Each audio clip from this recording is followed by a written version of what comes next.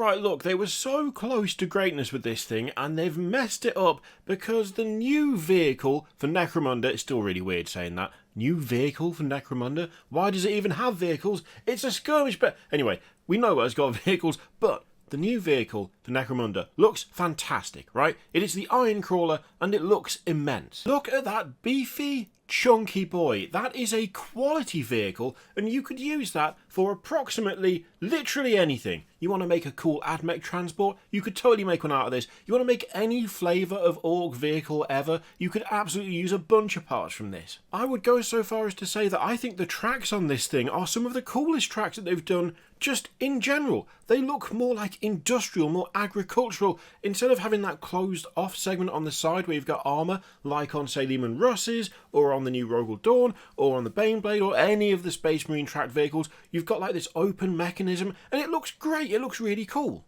This thing looks super heavily armoured as well. It feels like it's a really good platform for making something like a battle wagon out of. You could make a great battle wagon out of this actually. I mean, look at it.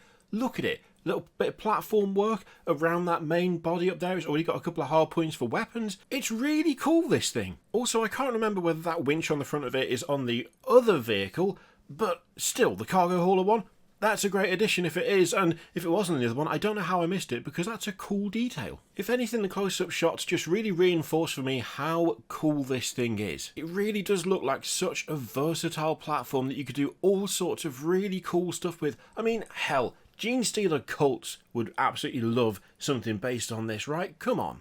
The problem with this, and the reason that I think they were so close to greatness but fell just a little bit short, is right here. This kit is a combination of plastic and resin, and it will be available to pre-order soon from Forge World. You know why that makes me sad? Because this is the Cargo 8 Ridge Hauler. It doesn't have the winch on the front, which I wasn't sure about, but there we go, we've answered that question nicely.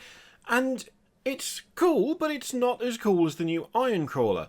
And the fact is that the Cargo 8 Ridge Hauler is already £57.50. It's quite expensive. It is a chunky, beefy bit of plastic, and along with that comes a beefy, chunky price.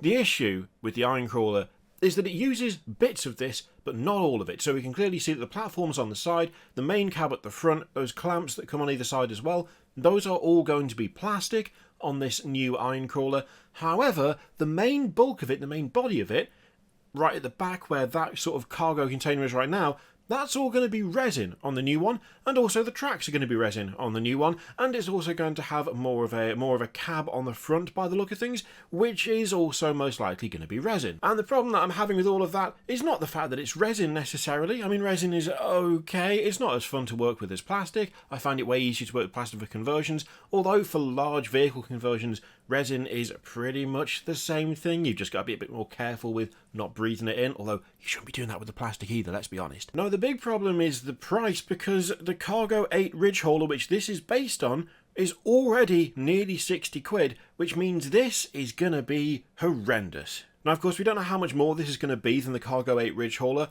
but it is going to be more expensive, and to illustrate the kind of horrific price damage that I'm worried about, this here is the Baneblade, available from GamesWorkshop.com, and of course it is quite a chunky bit of plastic itself. £90 for this particular kit, but you can build every other variant of this, well, variant from this box. And if you want a slightly different variant available from Forge World, which is still based on the same plastic model and uses many of the same components, but does have a bit of extra resin thrown in, you will be looking at an extra £60.50 for the privilege. That is a significant increase, and I'm just really concerned that the Ironcrawler is going to be horrendously overpriced compared to the Ridge Hauler. Now, all that being said, it's still a really cool vehicle. I think they've done a great job on it design-wise. I think it looks really interesting.